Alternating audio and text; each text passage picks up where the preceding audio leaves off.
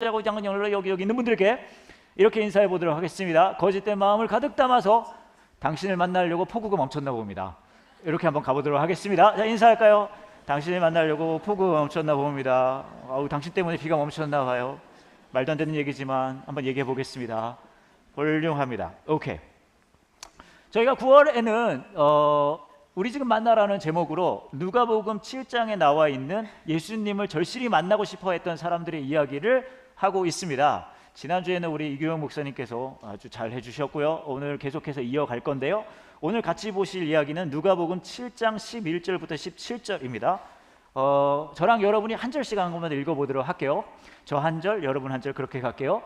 조금 뒤에 예수님께서 나인이라는 마을로 가셨습니다. 제자들과 많은 사람들도 예수님을 따라 함께 갔습니다.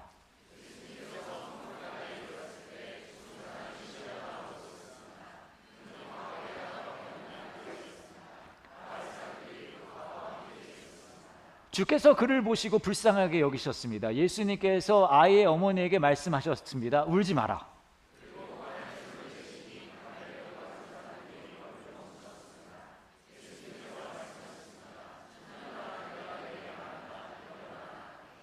그러자 죽었던 사람이 일어나 앉아서 말하기 시작하였습니다. 예수님께서 그를 어머니에게 보냈습니다.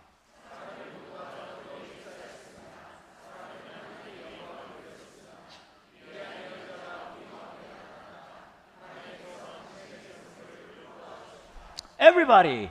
예수님에 대한 이 이야기는 온 유대와 그 근방에 두루 퍼져. 그 가족들 결혼식 같은 걸 가면 이제 요즘에 이제 젊은 친구분들이 결혼을 좀 늦게 하는 경우들이 많이 있잖아요. 그러면 좀 구박을 많이 받습니다. 너는 도대체 결혼을 언제 하냐? 그래서 이제 결혼식 같은 데 가면 너가 다음이다 뭐 그런 얘기 하잖아요. 근데 제가 최근에 본 한 아주 뭐랄까 못된 조크가 하나 있는데요. 그 사람은 이걸 좀 이런 식으로 받아들였다고 해요. 한번 보여주시겠어요? 영어로 되어 있지만 국내 최고의 통역이 통역해드립니다. Old people at weddings always poke me and say, "You're next." 결혼식 가면 나이 있으신 분 어르신들이 나를 언제나 쿡 찌르면서 이렇게 말해. 네가 다음이야. So I started doing the same thing to them at funerals. 그래서 내가 장례식에 가서 그분들에게 똑같이 하기 시작했어요. 당신이 삼촌이 다음이에요. 큰 아빠가 다음이에요. 이러면 안 됩니다. 아시겠죠? 이렇게 말하라고 말씀드리는 거 아니에요. 나빠요. 나쁜 얘기입니다. 실제 장례식 가서 저렇게 하시면 안 됩니다. 왜냐하면 아무리 뭐라 그럴까요? 충분히 사신 것 같아 보이는 수명을 사시고 다복한 가정을 남기셨다 하더라도, 아무리 편안한 뭐랄까 봤을 때 삶을 사셨다 보인다 하더라도 이 사랑하는 누군가를 잃어버린 그 아픔은 굉장히 크잖아요. 그래서 장례식에 가서 저렇게 말을 하면 돼요. 그 아픔이 있기 때문에 이제 위로도 해야 되고 그런 게 있는 거죠. 저와 여러분이 오늘 본 이야기는, 누가복음 7장에 나온 이야기는 장례식에 대한 이야기입니다. 과부가 있었는데요. 과부라는 말은 아마 남편분이 일찌감치 먼저 세상을 떠났어요. 혼자 계셨는데 그 아들, 하나뿐인 아들을 이제 먼저 보내게 된 그런 장례식, 굉장히 슬프고 어려운 장면이죠. 굉장히 슬프고 어려운 그 장면의 이야기가 딱 이어집니다. 근데 여러분 오늘 이야기를 보셨을 때 눈치채셨는지 모르겠지만 굉장히 슬프고 어렵고 무거운 장면으로 그 장례식이 이어지다가 한 단어가 나오기 시작하고 나서 이야기의 흐름이요, 어렵고 무겁고 슬픈 장면에서 신나고 즐거운 장면으로 바뀌기 시작합니다. 그 한 단어가 무엇이냐 하면 예수님께서 이 장면을 보고 불쌍히 여기셨다라는 말을 할 때부터예요. 하나뿐인 아들 잃은 과부의 이야기가 쭉 나오는데, 예수님께서 보시면은 주께서 그를 보시고 불쌍히 여기신 다음에 이 이야기의 전개가, 흐름이 완전히 전환되기 시작하는 것을 알 수 있습니다.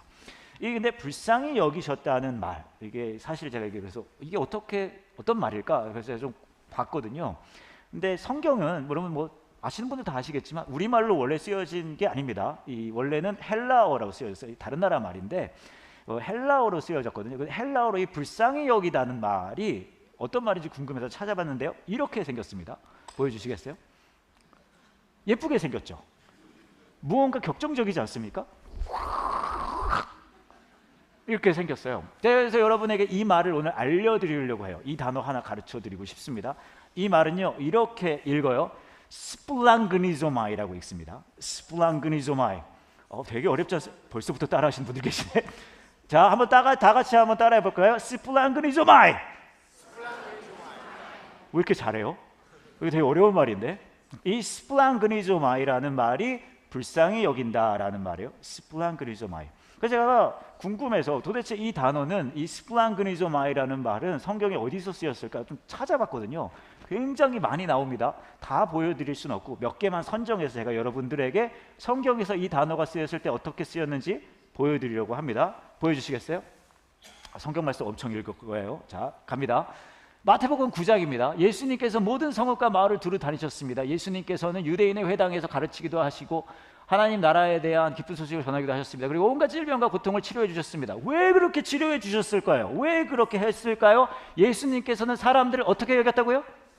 이게 뭘까요? 헬라어로? 스플랑그니조마이 했다는 거예요. 아유, 잘하신다. 그것은 사람들이 마치 목자 없는 양처럼 내팽개쳐서 고통을 당하고 있었기 때문입니다. 마태복음 14장입니다. 예수님께서 이 소식을 들으시고 그곳을 떠나 배를 타고 혼자 조용한 곳으로 가셨습니다. 그러나 여러 마을에서 사람들이 이 사실을 전해 듣고 걸어서 예수님을 따라왔습니다. 예수님께서 배에서 내려 많은 사람들이 모이는 걸 보셨습니다. 예수님께서 그들을 어떻게 했다고요? 스플랑그니조마이, 불쌍히 여기시고 병든 사람들을 고쳐주셨습니다.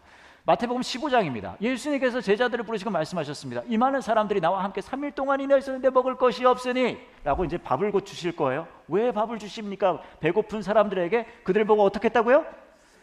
스플랑그니조마이, 불쌍하구나. 그들을 줄인 채로 돌려보내고 싶지 않다. 저들이 길에서 쓰러질지도 모른다.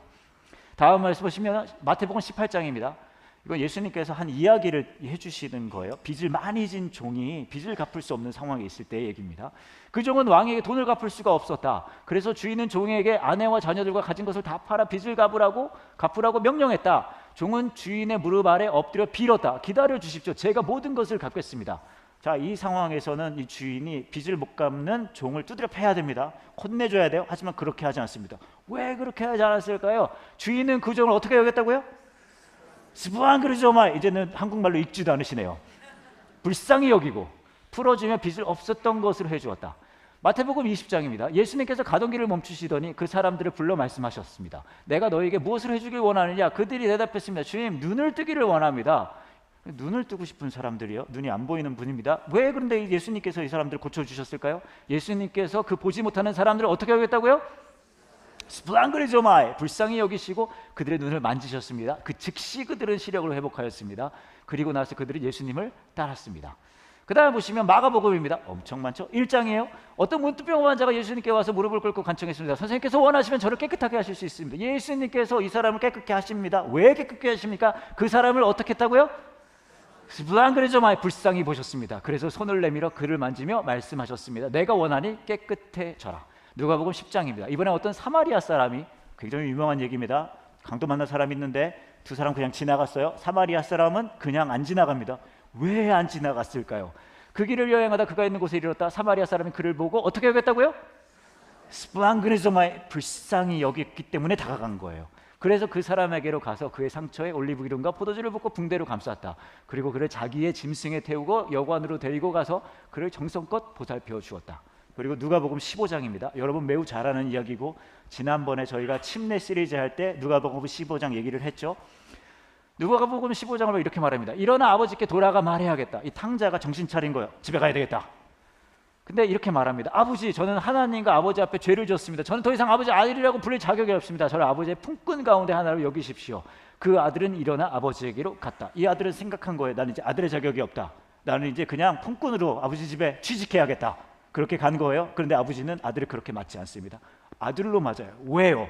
왜냐하면 그 아들이 아직 먼 거리에 있는데 아버지가 그를 보고 뭐라고요? 스플랑그니조마이, 불쌍히 여겨 달려가 아들을 끌어안고 입을 맞췄다. 근데 여러분, 굉장히 제가 많은 이야기들을 들려드렸는데 일종의 일련의 같은 패턴이 있습니다. 눈치채셨어요? 뭔가 어려운 상황이 있습니다. 막 어려운 상황이 있다가 어떤 일이 벌어지는 거예요? 예수님께서 불쌍히 여깁니다. 그때부터 상황이 완전히 반전되기 시작해요.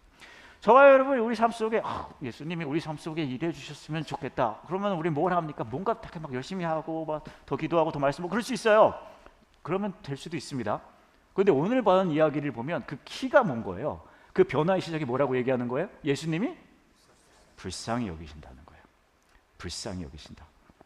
근데 생각해보면 예수님이 불쌍히 여기신다는 것에서 무언가 터닝 포인트가 이루어질 수 있는데 문제는 뭐냐 하면 저와 여러분은요 불쌍히 여김을 당하는 거 좋아할까요? 안 좋아할까요? 여러분 불쌍히 여기는 거 좋아하세요? 우리는 불쌍히 여기는 거 당하는 거 좋아하지 않아요. 우리는 누군가를 불쌍히 여기는 건 좋아해요.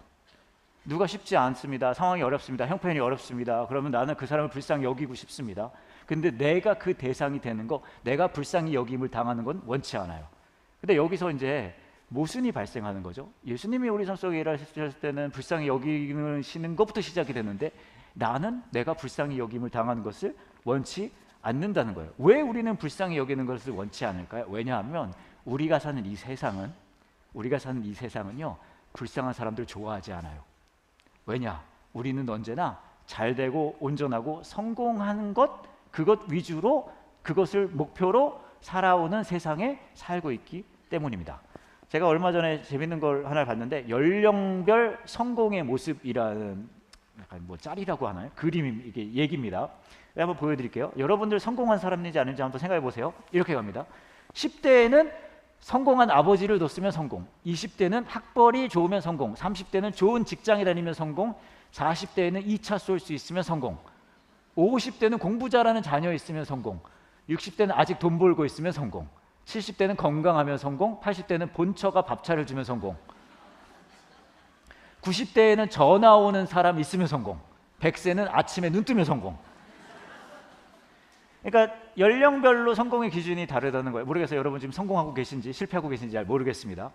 근데 여기서도 볼 수 있는 게 있어요. 계속 반복되는 단어가 뭡니까? 성공이에요. 그래서 저와 여러분은 성공하기 위해 살아요. 성공한 엄마가 되고 싶어요. 성공한 아빠 되고 싶어요. 성공한 가장 되고 싶어요. 성공한 직장의 구성원 되고 싶어요. 내가 괜찮은 거 보여주고 싶어요. 온전한 거 보여주고 싶어요. 그 말은 무슨 말입니까? 온전하고 괜찮은 거 보여주고 싶기 때문에 불쌍히 여김은 받고 싶지 않아요. 왜? 불쌍히 여김을 받는다는 건요? 성공하고 있다는 걸까요? 아니죠. 불쌍히 여김을 받는다는 것은 제가 온전하다는 걸까요? 아니죠. 불쌍히 여김을 받는다는 것은 내가 온전치 않고 무언가가 잘 이루어지지 않고 그것을 알기 때문에 저와 여러분은 불쌍히 여김을 받는 것을 원치 않습니다. 불쌍히 여김을 받는 것은 좋은 게 하나도 없어요.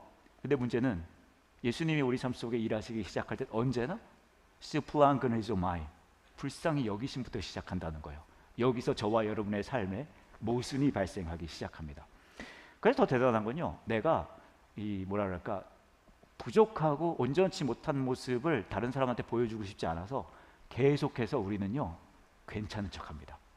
괜찮은 척해요. 온전한 척합니다. 근데 문제는 내가 온전치 못한 걸 내가 알고 있고 주위 사람들도 알고 있어요.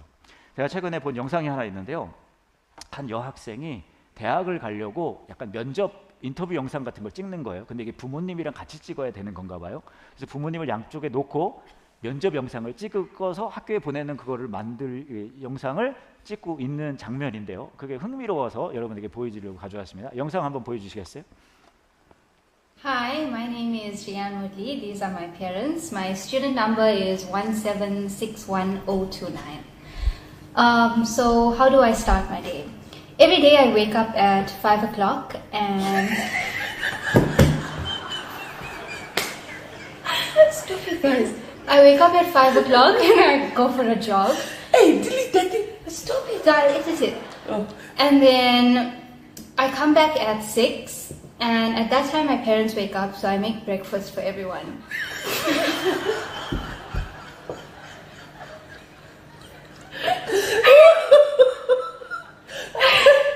So Restart. No, it's okay. So I make breakfast for everyone. When I'm done with breakfast, that's when I take the clothes to...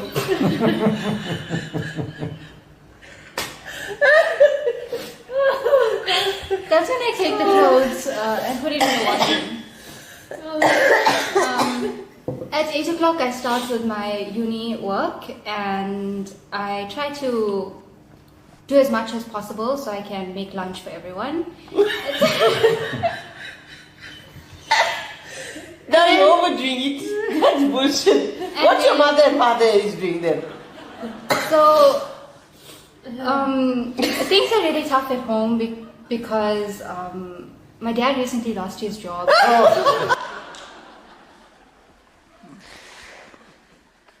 이 영상을 보면 이 학생은 이 심사위원들을 뭐라 그럴까요? 이렇게 감동 주고 싶은 거예요. 내가 얼마나 이 장하는 사람인지 대단한 사람인지 이걸 보여주고 싶습니다. 그 얘기를 열심히 하고 있는데 양쪽의 부모님은 알아요. 얘가 그렇지 않은 아이라는 걸. 놀라운 건 뭡니까? 본인도 알아요. 그렇죠. 본인도 아니까 이렇게 하고 있는 거예요. 근데 이게 저와 여러분의 삶이 그래요. 우리도 저짓거리하고 살아요. 우리도 나의 온전치 못한 거 다른 사람한테 보여주고 싶지 않아요. 가장 가까운 사람한테도 보여주고 싶지 않아요. 가까운 배우자에게도 내가 온전치 못한 사람이란 거 얘기해주고 싶지 않아요. 자녀에게 보여주고 싶지 않아요. 누구에게도 보여주고 싶지 않아요. 그러다가 보니까 어떤 일이 벌어지는 거예요. 나 괜찮아 라고 살고 있는 거죠. 그렇게 우리가 살아요. 근데 예수님은요, 우리 삶 속에 일하실 때 불쌍하게 여기신부터 시작한다는 거예요.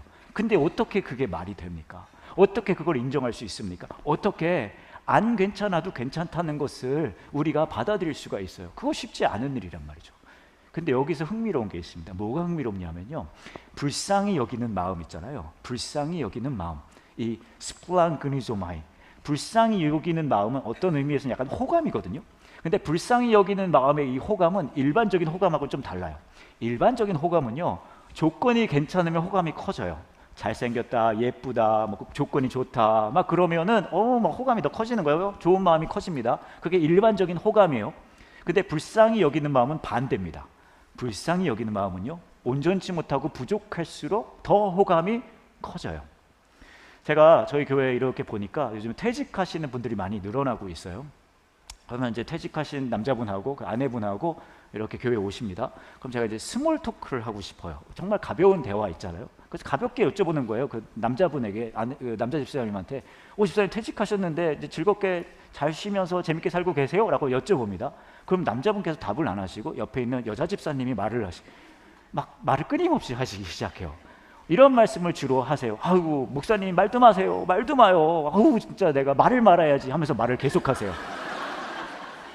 뭐라고 하시냐면, 이 인간이 집에서 하루 세끼 밥을 다 해달라고 하는데 내가 너무 힘들어 죽겠어요. 그리고 목사님 제가 이 인간이랑 오랜만에 같이 계속 있다 보니까 왜 이렇게 못생겼는지 몰라요.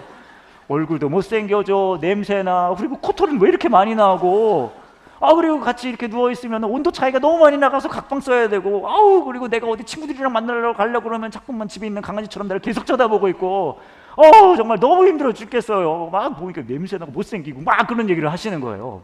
그러면 저는 당황합니다. 이런 얘기를 들으려고 물어본 게 아니거든요. 제가 뭘 원했어요? 스몰 토크잖아요. 저희가 기대한 거, 집사님 좀 퇴직하고 어떠세요? 내가 이런 거 하고 있습니다. 그러면 그러세요? 넘어가야 되는데, 아내 집사님께서 그렇게 막 얘기를 하기 시작하면 저는 이제 어떻게 하면 좋지? 이걸 어떻게 마무리해야 되지? 이걸 어떻게 끝을 낼 수 있지? 라고 당황하는 거예요. 놀랍게도 말입니다. 그렇게 수많은 부정적인 얘기를, 그렇게 수많은 내 남편은 참 못난 인간이라는 얘기를 막 한 다음에 제가 이걸 어떻게 마무리할까 고민할 때에 그 여자 아내 집사님께서 언제나 딱 한마디로 이거를 깔끔하게 마무리합니다. 그만 가지 왜 냄새나고 막 한 다음에 뭐라 그러냐면 이렇게 말해요. 그런데요 목사님, 나니까 이 인간이랑 살아주죠. 이러고 마무리가 돼요. 이걸 뭐라고 할까요? 불쌍히 여기는 거예요. 헬라어로 뭐라고요? 맞아요.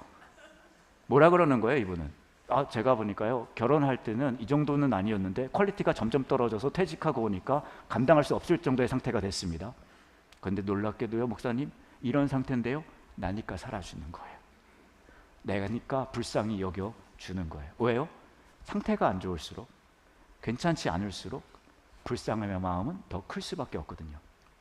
불우이웃 돕기 같은 것도 그래요. 어떤 사람이 나와가지고 제가요 사실은 집이 70평 정도 되고 리버뷰고요. 그리고 차가 5대 정도 되는데 삶이 되게 쉽지 않습니다. 여러분 어때요? 불쌍한 마음이 안 커지잖아요. 근데 어렵고 힘들고 쉽지 않다는 조건을 더 들으면 들을수록 불쌍함의 마음은 훨씬 더 커집니다. 왜 예수님은 저와 여러분을 불쌍히 여기시는 데서부터 그분의 일하심이 시작될까요? 왜냐하면 내 온전치 못함, 내가 정말 상황이 괜찮지 못함, 내가 마음이 무너진 것, 나의 눈물, 그것을 그대로 보여드릴 때 내 안에 누려질 수 있는 그분의 은혜는 더 커질 수밖에 없기 때문입니다. 그러니까 그렇게 말씀하시는 거예요. 야, 너 괜찮지 않잖아. 야, 너 온전치 않잖아. 너 마음이 무너졌잖아. 너 울고 있잖아. 있는 모습 그대로 나한테 와도 돼라고 말씀하시는 거예요. 제가 처음 본 극장에서 본 영화가 있거든요. 여러분 처음 극장에서 본 영화가 뭐가 있으세요? 처음 극장에서 본 영화. 말씀하셔도 돼요. 기다리고 있는. 처음 극장에서 뭐 봤어요? 기억나는 거. 일부 예배 때는 이수일과 심순애 나올 뻔했습니다. 배너 나왔어요. 배너. 에? 위험한 레슨이요? 그거 야한 거 같은데? 좀 위험한 답이었어요. 또 뭐 있으세요? 위험한 레슨. 그래서 또. 에? 사운드 오브 뮤직. 그거 얘기 많이 하시더라고요. 또 하나만 더 들어볼게요. 에? 비유. 비유는 또 뭐죠? 모르는 영화네. 뭐 알겠어요. 사실 제 얘기하려고 한 얘기이기 때문에 그만 얘기하세요. 제가 처음 극장 가서 본 영화는 E.T.입니다. 이거 84년도에 나온 영화고요. 제가 처음 극장 가서 저 5살 때였는데 포스터. 네, 요 영화 혹시 모르시는 분들이 있을 수 있으니까 줄거리 말씀드립니다. 외계인이 와서요. 한국이 아니라 외계인이 지구에 와서 이 어떤 집안에 들어가서 약간 뭐라 그러죠? 유기 외계인 된 거예요. 그래서 애들이 막 키우다가 보낸다. 요게 내용이거든요. 근데 제가 이게 처음 극장에서 본 영화라서 굉장히 감명 깊게 본 영화이기도 하지만 제가 요즘에 이 영화가 굉장히 마음에 사무쳐요. 제 마음에 점점 막 와닿고 다시 막 떠올라지고 막 그런 상황들이 제 삶에 요즘에 일어나고 있거든요. 왜 그러냐 하면 이 영화를 보면 주인공이 이렇게 생겼습니다. 기억나세요? 근데 제가 요즘에 제 몸이 이렇게 되고 있어요. 맨날 앉아서 컴퓨터만 보고 있으니까 머리가 점점 커지고요. 그 다음에 컴퓨터 보면 목이 길어지고요. 이거 손가락 클릭만 하니까 손가락 길어집니다. 다리는 점점 짧아지고요. 그 다음에 알아요. 보기에는 제가 괜찮아 보이지만 또 이게 나올 때가 막 나오고 있고 제가 점점 저렇게 되고 있는 거예요. 그래서 굉장히 와닿고 있어요. 저 영화가. 왜냐하면 내 자신을 볼 때 어디서 많이 본 건데? 그러면 저렇게 되는 거예요. 그게 더 놀라운 건 말입니다. 제가 점점 저렇게 몸이 돼가고 있는데 이 영화를 보면 저렇게 생긴 외계인 진짜 못생겼잖아요. 근데 저 외계인을 저 집 아이들이 진짜 이뻐합니다. 그래서 이런 장면이 있어요. 그 드루 베리모어라는 아마 데뷔작인 것 같아요. 여배우의 데뷔작인데 굉장히 이 E.T.를 이뻐해요. 그래서 제가 읽어보고 느낀 건데 아무리 못생겨도 그 애완 쪽은 다 애들이 좋아하나 보다. 진짜 좋아하잖아요. 굉장히 못생겼는데도 너무너무 좋아해요. 이뻐해주고 막 귀여워해주고 막 그런단 말이죠. 같은 편이 되어주고. 그래서 읽으면서 깨달았어요. 제 체형이 점점 저렇게 돼가는데도 불구하고 나를 향한 와이프의 사랑은 숭고하구나. 이게 어떤 사랑일까요? 불쌍히 여기는 사랑이죠. 헬라어로 뭐라고요? 스플랑크니조마예요. 그래서 이걸 요즘에 생각하면서 떠오르는 게 또 있었어요. 저희 딸이 2개가 있는데 3살, 5살 때입니다. 얘네가 제가 보니까 저희 작은 마을 왔다가 저한테 와서 그러는 거예요. 아빠, 은혜가 뭐야? 그러는 거예요. 너무 좋잖아요. 그래서 제가 드디어 내 딸들이 나에게 은혜에 대해서 질문할 때가 왔구나. 막 감동됐어요.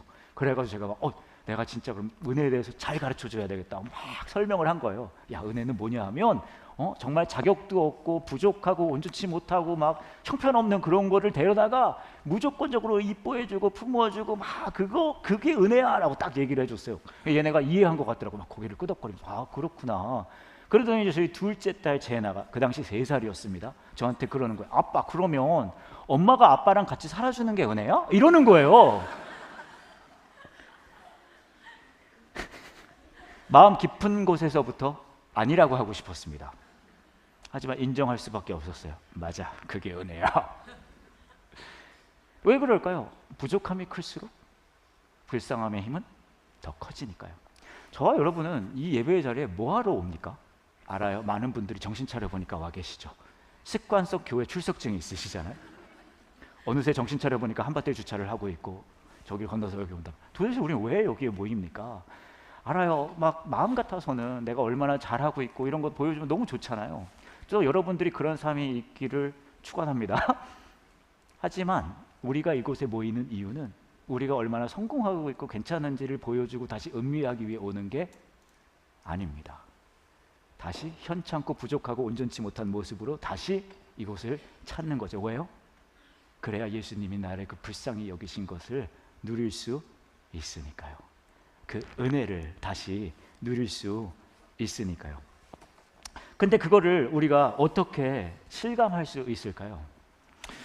제가 최근 얼마 전에 본 영상이 하나 있는데요. 그 어떤 미국의 한 토크쇼에 전문가가 한 분이 출연했어요. 어떤 전문가냐 하면 그 아기들이 그 소리 내는 거 있잖아요. 뭐라 그러지 그거를? 꽁아리? 옹아리. 옹아리를 이 전문가가 뭐 하는 사람이냐면 그걸 통역하는 사람이에요. 대단하지 않습니까? 옹아리를 통역하는 사람인 거예요. 혹시 오늘 오신 분들 중에 특히 유아실 잘 보세요. 그 아기들 옹아리를 통역하는 거 이제 보여드리도록 하겠습니다. 이 전문가가 그 옹아리 하는 거를 통역해냅니다. 보여주세요.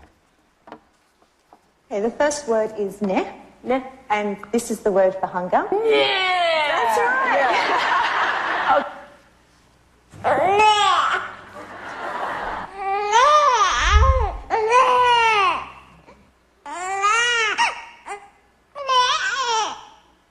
Oh. Okay, so that's ne for hungry. I'm hungry. What's the next word? Oh. Yeah. Oh. Okay, here are some examples of what Priscilla says, oh, sounds like with babies.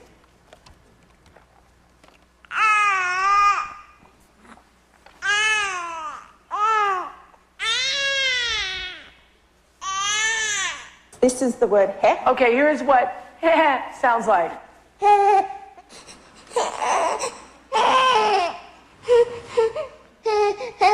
Your stomach and go. Oh, I know what that means. I know what that means. Yeah, you know what that is. That means. Okay, listen to these babies. That means.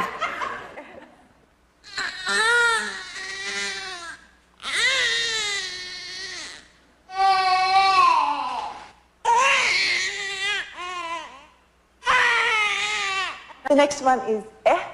And that means I want to burp. Yes. Okay, let's hear it.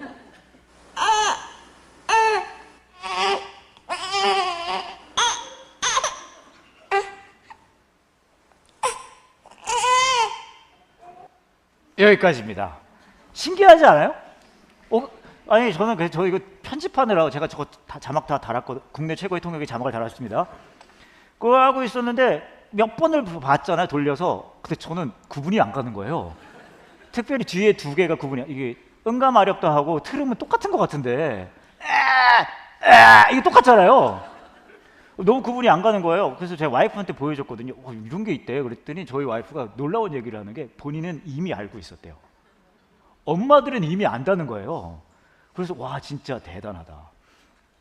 근데 제가 이 영상을 보면서 두 가지를 되게 흥미롭게 봤습니다. 첫 번째는 뭐냐면 이 아기들 있잖아요.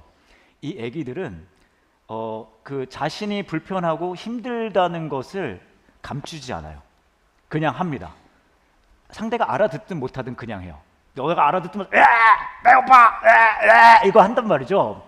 더 놀라운 건 말입니다. 이 아기들이 할 때에 막 불편하다는 걸 표시할 때에 이렇게 안 해요. 막 잠깐만 내가 지금 하고 너무 직설적으로 하면 아기 사회에서 내가 조금 이렇게 눈치 받지 않을까? 내가 이거를 너무 하고 해버리면 부모님이라고 부르는 엄마 아빠라고 부르는 존재들이 나에 대해서 다른 마음을 가지면 어떡하지? 내 평소에 이미지가 조금 있는데 이런 거 안 합니다. 애기들은 뭐 해요? 그냥 얘기해요. 막 그냥 하는 거예요. 해요. 더 놀라운 건 말입니다. 이거를 할 때에 이 전문가도 나와 있지만 이 엄마들은 또 아빠일 수도 있어요. 뭘 합니까? 최대한 얘가 무엇이 불편한지를 알고 싶어요. 그잖아요. 그러니까 통역이 나타난 거예요. 이거를 어떻게든 알고 싶어요. 그러니까 이걸 또 아기가 알아요. 이 인간은 나의 이 불편함을 알고 싶어 하는구나. 한번 드러나 봐라. 이렇게 하는 거예요. 이것을 우리 업계에서는 기도라고 합니다. 하나님도 괜찮습니다. 멀쩡해요. 모든 게 아름다워요. 룰루랄라랄라랄라. 이게 기도가 아니죠. 안 괜찮아요. 건강. 또 애들. 뭐예요? 왜냐하면 나를 살피시는 저분은 어떻게 해서든 나의 온전치 못함을 알고 싶어 하시는 분이시니까. 그러니까 그냥 막 가서 우는 거예요. 오늘 이 장례식의 장면을 보면 예수님께서 그냥 아들을 살리지 않습니다. 뭐 하는 줄 아세요? 가서 이렇게 말씀하세요. 울지 마. 울지 마. 내가 네 마음을 알아. 너의 눈물을 보았어. 너의 무너진 마음을 알아. 너의 그 온전치 못한 그 마음을 내가 알아. 울지 마. 내가 너랑 같이 있어. 그러니까 우리는 기도할 수 있는 거예요. 괜찮다고 하는 게 아니에요. 가서 그러는 거죠. 나를 좀 불쌍히 여겨 주세요. 무너진 마음을 봐주세요. 흐르는 눈물을 봐주세요. 무너진 이 마음을 만져주세요.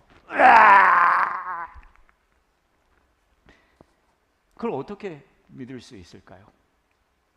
사실 저도 개인적으로 좀 마음이 어렵고 무너진 부분들이 있습니다. 특별히 작년까지 수년 동안 제가 굉장히 마음으로 어려운 상황이 제 삶에 있었거든요. 마음이 무너지고 다른 사람 볼까 창피하고 막 그런 상황들이 제 삶 속에 작년까지 있었는데 올해 굉장히 좋아졌어요. 그래서 제가 오늘은 뭐 제 개인적인 얘기를 막 말씀드리면 좀 그렇긴 한데 그 제 마음의 그 상황을 좀 알려드리면 좋을 것 같아서 좀 보여드리고 싶은데요. 사실 저는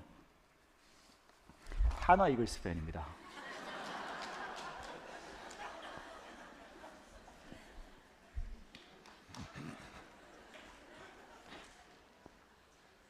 나는 행복합니다. 그 수년 동안 업신여김을 당하고 그 부끄러움을 당하고 그 수치를 당하고 말도 못하고 작년에 사실요 제가 기억하시는지 모르겠는데 작년에 시즌 시작과 하나 이글스가 7연승을 했습니다. 기억하세요? 제가 그리고요 그때 가까운 교회에 있었거든요. 그때도 설교 때 이걸 입고 제가 막 이걸 했어요. 드디어 구원이 임했다. 그러고 연패를 하기 시작하는데 그러니까 마음이 너무 어렵더라고요. 그런 생각 드는 거예요. 난가? 하지만 올해 드디어 그 수년 동안의 고통과 어려움과 수치심과 업신여김을 지나 여기까지만 하겠습니다. 근데 제가 너무 흥미로운 게요. 이걸 제가 보여드린 이유는 이렇게 이 얘기를 들었어요. 올해부터 하나 이글스를 응원하는 분들이 많이 생겼대요.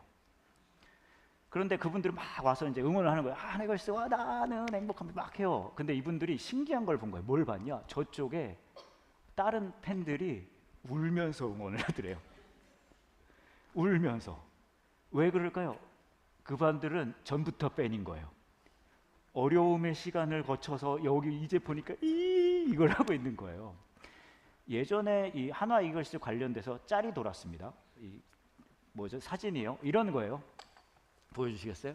아빠 오늘은 한화가 이기겠지? 정신 차려 미친놈아.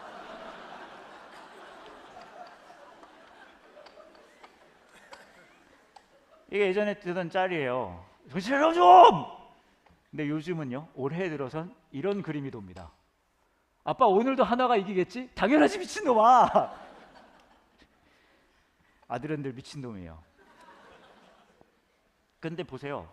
지금 이 그림을 음미하려면 아빠 오늘도 한화가 이기겠지? 당연하지. 이걸 음미하려면 아까 그거 아빠 오늘은 한화가 이기겠지? 정신 차려. 이것을 실감해야 돼요.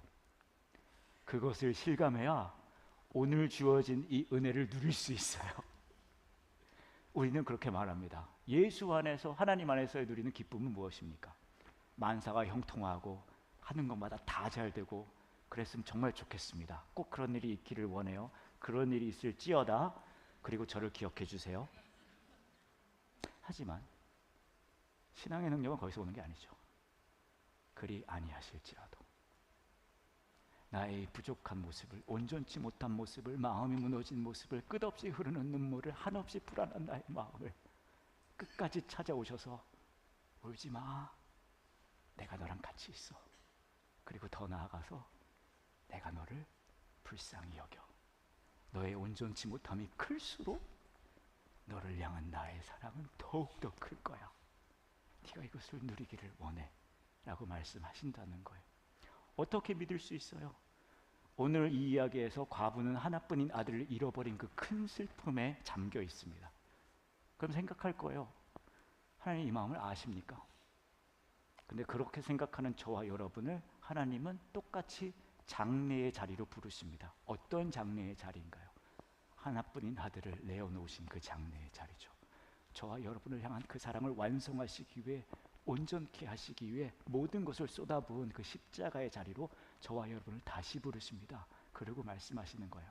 봐, 너는 온전치 못해도 내가 너를 불쌍히 여기는 것은 멈추지 않을 거야. 그러니까 무너진 모습 그대로 나에게 와도 돼. 그 부르심에 반응할 수 있는 저와 여러분 되기를 원합니다. 같이 기도할게요. 이 시간 함께 같이 기도하실 때 여러분의 삶과 여러분의 마음을 들여다보는 시간 되기를 원합니다. 있는 모습 그대로 솔직하게, 어쩌면 여러분 마음속에, 여러분의 삶 속에 마음이 무너지고 힘들고 그 눈물 자국 나 있는 그 모습들을 나 스스로도 보고 싶지가 않아서, 받아들이고 싶지 않아서 어딘가에 묻어놓고 만나고 직면하지 않는 그런 분들 많이 있으실 수 있을 것 같아요. 어쩌면 지금 이 순간에도 두려움과 불안함과 어려움 속에서 있는 분들도 있으실 수 있을 것 같습니다. 가장 가까운 사람에게도 보여줄 수 없어요. 나의 온전치 못한 모습을. 나는 성공한 가장이어야 하고, 성공한 직장인이어야 하고, 나는 성공한 엄마여야 하고, 그거 보여야 되는 이 세상 속에 나의 이 온전치 못한 마음은, 무너진 모습은 누구도 환영하지 않죠. 근데 예수님은 거기서 기다리고 계십니다. 내가 너를 거기서 기다리고 있어 라고 말씀하세요. 이 시간에 그 여러분의 마음을 있는 모습 그대로 하나님 앞에 내어놓는 시간 됐으면 좋겠습니다. 하나님, 저 마음이 아픕니다. 무너졌습니다. 두렵습니다. 불안합니다. 온전치 못합니다. 그런데요, 예수님, 저를 불쌍히 여겨주세요. 그렇게 여러분의 마음을 예수님 앞에 내어놓을 때 우리에게 모든 것을 내어놓으신 그 십자가의 사랑과 은혜를, 우리를 불쌍히 여기시기 위해 자신의 모든 것을 내어놓으신 그 십자가의 사랑과 은혜를, 그 평안함을 누릴 수 있는 이 시간 되기를 원합니다. 그리고 여러분 마음에 지금도 예수님께서 그렇게 말씀하실 것 같아요. 울지 마, 내가 너랑 같이 있어. 함께 같이 기도하겠습니다.